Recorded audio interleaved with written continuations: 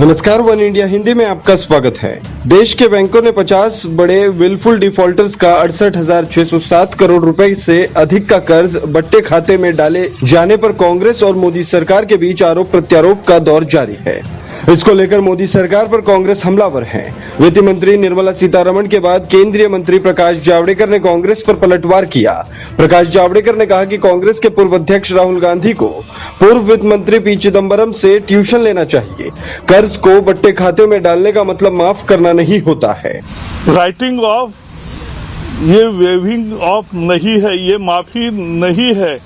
तो कर्जे की किसी एक पैसे की भी माफी मोदी सरकार ने नहीं की है।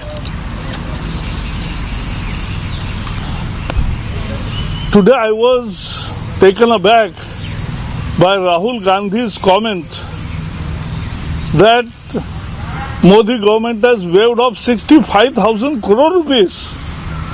Not a single paisa has been waived off. Writing off is not waiving off. Chidambaram must take a tuition and he must understand that this is not waiver. Writing off is a process of accounting where the account which has gone, which is in default, is taken off the book, but it is not to give him clean sheet or give him a certificate that there is no dues. This process of writing off is a technical process to show the depositors the correct picture of bank, and therefore this writing off doesn't stop banks from taking actions and from pursuing the recovery.